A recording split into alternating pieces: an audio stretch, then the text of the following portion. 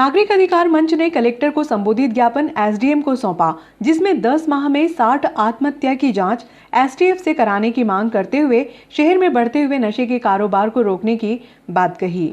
शहर में 10 माह में 60 आत्महत्या के मामले सामने आना गंभीर विषय है। इसको लेकर मंगलवार को नागरिक अधिकार मंच के सदस्यों ने कलेक्टर आशीष सिंह को संबोधित ज्ञापन एसडीएम आशुतोष गोस्वामी को सौंपा। ज्ञापन में बताया कि 5 किसानों की मौत पर सरकार में हड़कंप मच जाती है। शहर में 60 आत्महत्या के आंकड़े सामने आना गंभीर विषय है। आत्महत्या के बढ़ते हुए ग्राफ के पीछे नशा, आपराधिक तथ्य या फिर सूदखोरी हो सकती है।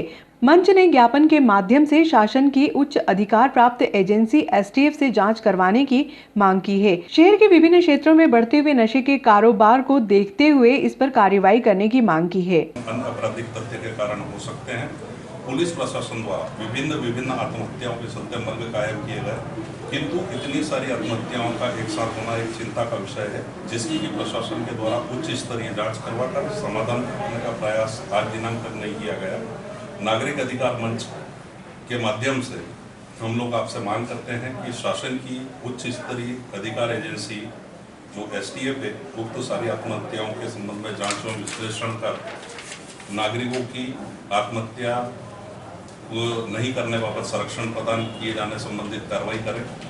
आम नागरिकों में इस तरह की चर्चा भी है कि इस आत्महत्या का कारण नगर में बढ़ रहे नशे के अवैध कारोबार, नागरिकों के द्वारा लिए गए ऋण पे अवैध वसूली और ऐसी आतंकपूर्ण वसूली के साथ में नशा नहीं मिलने के कारण अवसाद की श्रेणी में आकर उन लोगों के द्वारा आत्महत्या की गई, जिसको कि उच्च स्तरीय जांच करवाया जाना अतिशीघ्र आवश्यक है। यह कि नागदा के आसपास के क्षेत्रों में आत्महत्या के मामले भी बहुत ज़्यादा होना शहर के लिए चिंता का विषय है। इन आंकड़ों को मद्देनजर रखते हुए नागदा में विशेष पुलिस बल की स्थापना अपराधों को रोकथाम के लिए अत्यंत आवश्यक है। और साथ ही एक निवेदन और है श्रीमान के, जो बेरोजगारी नागदा नगर में इतने रोजगार के अवसर उपलब्ध करवाए जा सकते हैं, वहाँ आज दिनांक तक उन बेरोजगार व्यक्तियों को जहाँ रोजगार नहीं मिल रहा है, जो अवसाद की श्रेणी का एक मुख्य कारण है, उनके तारतम्य में श्रीमान नागरिक अधिकार मंच के द्वारा ये ज्ञापन प्रेषित किया जा रहा है। आशा है कि आप इसको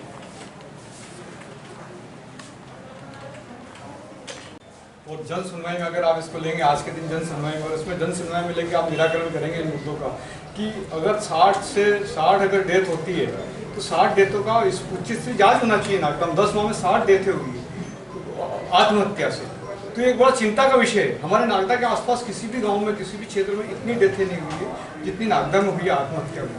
तो ये चिंता का विषय, उसको आप जन सुनवाई में लेके और साहब इसका सॉल्यूशन करें। क्योंकि आप मध्य प्रदेश शासन का मामला है, मध्य प्रदेश शासन के प्रतिनिधि के रूप में आप यहाँ पे हमारे अनुभागीय अधिकारी हैं। समस्त पुलिस और समस्त विभाग आपके अधीन काम करते हैं, तो आप समस्त विभाग को निर्देश दे करके और जनहित में इस संबंध में अच्छी से अच्छी कार्रवाई करने के निर्देश हम दें, ये हम आपसे अपेक्षा करते हैं। इस तरह के अवसाद के जो कृत्य बढ़ते जा रहे हैं, नवयुवक लोग इससे पीड़ित हो रहे हैं, इन लोगों के लिए या तो नशा मुक्ति अभियान का एक प्रारंभ किया जाए, और साथ ही अगर कहीं हो सके तो सामाजिक संगठनों से मिलकर ध्यान और योग वगैरह संबंधित कोई शिविर अगर आयोजित किए जाए तो नगर के लिए उत्तम मार्गदर्शन होगा और नवयुवकों को इससे उच्च स्तरीय प्रेरणा भी मिलेगी। इसके तारतम्य में भी अगर कोई विचार विमर्श किया जा सके तो श्रीमान प्रशासन हेल्पलाइन भी शुरू कर सकता है। वरिष्ठ प्रॉब्लम में हेल्पलाइन है, सामाजिक संस्था है कि अपने यहाँ ऐसे हैं सर हमने नशाबंदी का शिविर लगाया था सिकरवानी प्रशासन में। खूब लोग थे नशाबंदी के शिविर में, 100 लोगों से हमने नशाबंदी के लिए पूरा नशे की पाइपलाइन चेन लाइन तोड़ी। चेन लाइन तोड़े के बाद नागदा में नशा खत्म सिकरवार से जो रिटायर्ड, उन्होंने खुद नहीं यहाँ पे रह गए। मैं भी खुद था, 1 महीने तक पूरा स्कैम में रहा था मैं, और 1 महीने में हम लोग उसमें नशे की चेन, उसको एक डिब्बा डाल दिया था। डिब्बा डाल के सबको बोला कि हम आपका नाम नहीं लेंगे, आप बताओ कि नशा कौन बेचता है, कौन यहाँ पे अवैध वसूली करता है, कौन क्या करता है, आपका नाम नहीं आएगा। डिब्बा लगाया, डिब्बे में आप अपनी राय डाल दो, तो डिब्बे में बहुत लोगों की पर्ची डाली, और जो एक्चुअल थे आरोपी, क्योंकि डायरेक्ट नाम बताने से डरते हैं लोग भाग, उनमें भय एवं आतंक रहता है। इसीलिए अगर प्रशासन ऐसी पहल करे कि नाम गोपनीय रहे तो प्रशासन के पास नाम आ जाए, तो इसका सॉल्यूशन सब ये नागदा में जो इतनी आत्महत्या हुई, डेथ रेट, ये बहुत चिंताजनक है। 5-10 किसानों की आत्महत्या पे पूरी सरकार हिल जाती है सर। तो तो अकेले नागपुर प्रदेश में 5-50 किसानों की आत्महत्या सरकार ने, लेकिन नागदा अकेले में 60 आत्महत्या साहब, ये बहुत बड़ा और विभत्स डरावना केस। अभी अगर आपने प्रशासन ने अगर इस विषय में अगर नहीं करा तो कितनी घरों के जिला स्तर पर एवं तहसील स्तर पर जन सुनवाई का आयोजन किया जाता है। आज 26 अक्टूबर मंगलवार को भी जन सुनवाई का आयोजन एसडीएम ऑफिस में किया गया था, जिसके तारतम्य में आज जन अधिकार मंच नागदा के द्वारा विनोद रघुवंशी जी, अभय चोपड़ा जी, रितेश जी और चौहान साहब, एडवोकेट साहब की उपस्थिति में आज ये ज्ञापन मुझे दिया गया है। मुख्य रूप से ये डिमांड है वो यह है कि पिछले 10 माह में नागदा शहर में और उसके आसपास के क्षेत्र में 60 से अधिक आत्महत्या के केसेस हुए हैं। कहीं ना कहीं अवसाद, डिप्रेशन जिसको हम कहते हैं, उसके कारण कुछ नशे का जो यूज़ करते हैं उन लोगों के द्वारा किया गया है। ऐसी कुछ ऋण वगैरह जो लिए गए, ऐसा कुछ कारण उल्लिखित किए गए हैं इस ज्ञापन में। यह ज्ञापन जो है माननीय कलेक्टर महोदय, एसपी महोदय को भी दिया गया है। इस प्रशासनिक स्तर पे और जिला स्तर पर इनके द्वारा कार्रवाई का मांग की गई है। तो उसमें मैं यही कहना चाहूँगा कि हम लोग स्थानीय स्तर पर जो भी इसमें कार्रवाई बनती है, एक बार इसका पूरा डेटा हम लोग निकलवा लेंगे आत्महत्या के जो केसेस रहे हैं, और यदि ऐसा कोई लिंक हमको मिल पाता है कि नशे के कारोबार के कारण ऐसा कोई लिंक मिलता है जिस पे हम लोग आगे दंडात्मक कार्रवाई कर सकते हैं, उसमें ज़रूर करेंगे। इसके अलावा मैं मीडिया के माध्यम से अनुरोध करना चाहूँगा, ऐसे कोई भी सामाजिक संगठन यदि आगे आना चाहे तो प्रशासन के सहयोग के उसके लिए प्रशासन भी पूरा सहयोग करेगा। हम लोग भी चाहेंगे कि नागदा शहर के हित में, नागदा विभाग के हित में हम लोग यदि ऐसी कोई नई पीढ़ी के व्यक्ति हैं, किसी को भी ऐसी काउंसलिंग की आवश्यकता है तो एक हम टोल फ्री नंबर जारी करें, साइकेट्रिस्ट यदि कोई है उसकी हम लोग मदद ले सकें। सामाजिक संस्थाओं का इसमें एक विशेष रोल रहेगा, प्रशासन हर संभव मदद के लिए तैयार रहेगा। व्यक्तिगत रूप से भी हम लोग इसमें करेंगे, ये मेरा रिक्वेस्ट है।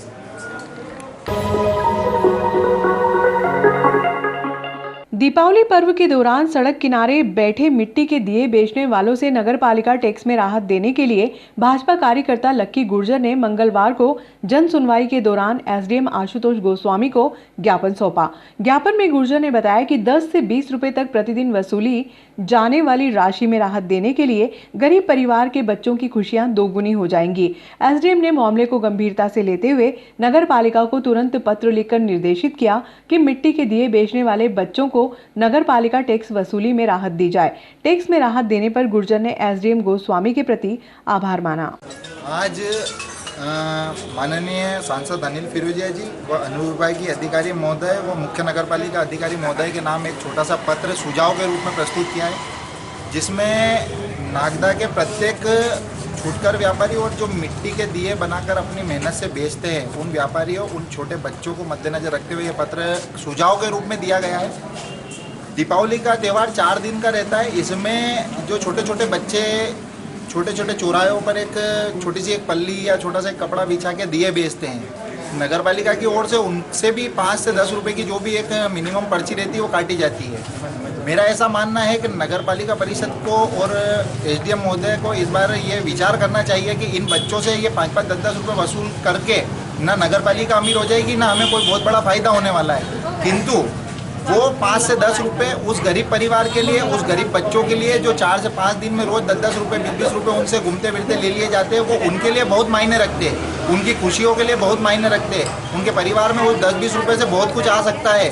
तो मेरा यही मानना था कि आप इस बार छुटकर व्यापारी और जो मिट्टी के दिए बनाने वाले जो बच्चे हैं, जो लोग मिट्टी के दिए बेचते हैं, इन सब का कर नहीं वसूलते हुए उन्हें इस बार ये टैक्स से मुक्त किया जाए, उनका टैक्स माफ़ किया जाए। इस संदर्भ में आज ये पत्र प्रेषित किया।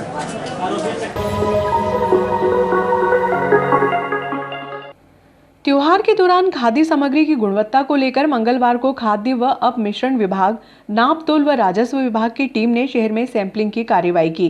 कार्रवाई के दौरान आधा दर्जन से अधिक स्थानों पर मावा, गुलाब जामुन, तेल, सेव व नमकीन के सैंपल लिए। वहीं घरेलू गैस सिलेंडर का व्यावसायिक उपयोग करने के मामले में 7 सिलेंडर्स भी जब्त किए। खाद्य व अपमिश्रण विभाग, नाप तोल व राजस्व की टीम ने शहर में मंगलवार को सैंपलिंग की कार्रवाई की। अपर तहसीलदार नितिन छत्रोले ने बताया कि बिरला ग्राम में ऋतुराज स्वीट से मावा का पेड़ा, जैन स्वीट से गुलाब जामुन, जवाहर मार्ग पर सांवलिया व राजकुमार कन्हैयालाल मोहता के प्रतिष्ठान से मावे के सैंपल लिए गए। स्टेट हाईवे नंबर 17 पर स्थित विश्वास ढाबे से दही का सैंपल लिया गया।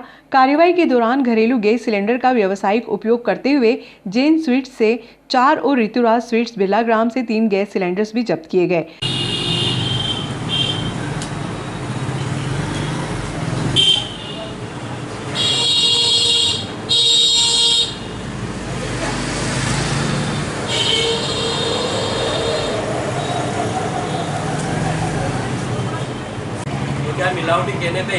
हमारी दुकान की बदनामी होती है। फिर हमारी मेहरबानी, मतलब आप मेहरबानी करेंगे यदि शब्दों का बढ़िया उपयोग करें। क्या हमारे साफ खराब क्या है वो मिलावट कहते ही अगले को ये लगता है कि इनके यहाँ वही मिलता होगा जब इनके यहाँ सैम्पलिंग हुई है। इसके लिए निवेदन है हमारा कि शब्दों का वो यूज़ करें जिससे हमारी प्रतिष्ठा को और हमारी दुकान को धक्का नहीं लगे, क्योंकि हमको जीवन भर धंधा करना है। आज लेके बैठे कल तो आइटम हमारे पास रहेंगे। इसके लिए हमारा रिक्वेस्ट है आपसे कि शब्दों का सही उपयोग करें। तो क्या बहुत सारे ऐसे बोल देते हैं कि हमने मिलावट की होगी जबकि हमारी चेकिंग हो रही है।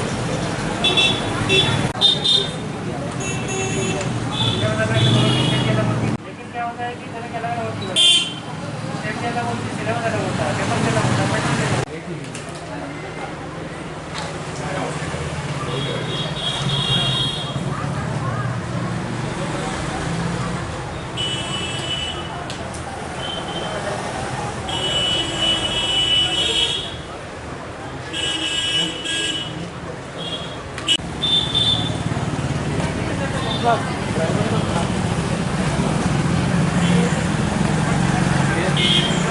अरे बिल्कुल बता दें सर।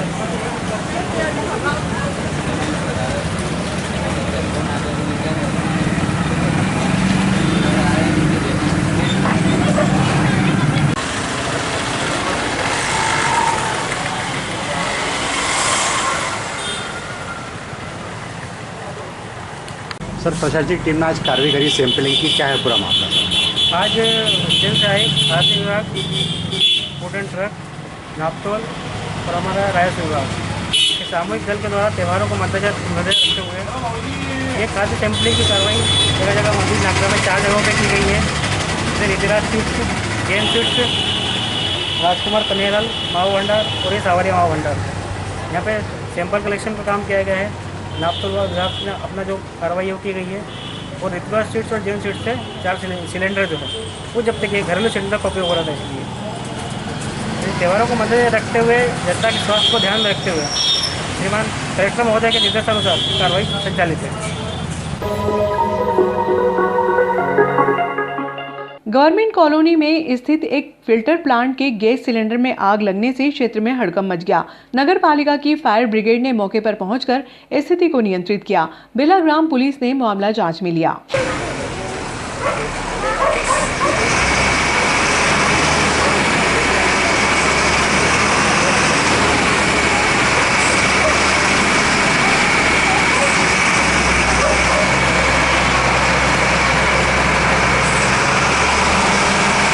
गवर्नमेंट कॉलोनी स्थित शिवना वाटर प्लांट परिसर में सोमवार की रात्रि एक गैस सिलेंडर में आग लग गई। आगजनी की सूचना मिलते ही नगर पालिका की फायर ब्रिगेड मौके पर पहुंची। फायरमैन ने आग को नियंत्रित किया और गैस सिलेंडर को प्लांट से बाहर निकाला। थोड़ा उजाला छोड़ देना यार।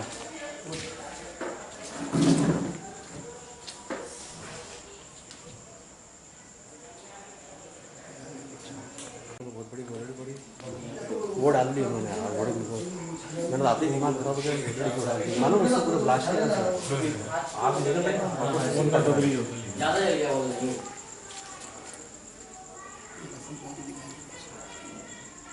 फायरमैन यादव ने बताया कि आगजनी के दौरान गैस सिलेंडर को रजाई से ढक दिया गया था, जिससे सिलेंडर के फटने की स्थिति निर्मित हो गई थी। यदि समय रहते रजाई हटाकर आगजनी को नियंत्रित नहीं करते तो सिलेंडर फट सकता था। बिलाग्राम पुलिस के आरक्षक रोहित मालवीय भी मौके पर पहुंचे और मामले से वरिष्ठ अधिकारियों को अवगत करवाया। हमारे पास हमारे अधिकारी का फोन आया कि गवर्नमेंट कॉलोनी में पानी के प्लांट में गैस की टंकी में आग लगी है। तत्काल यहाँ पर आकर देखा टंकी में आग लगी हुई थी और ऊपर से आग इन्होंने नोकल बुझाने की कोशिश करी, कुछ टाट वाट डाल के। उस ब्लास्टिंग के पूरे चांस थे। बड़ी मुश्किल से करीब 20-25 मिनट मकसद करने के बाद उसकी आग बुझी थे, तो हो सकता था कि ब्लास्ट हो जाता।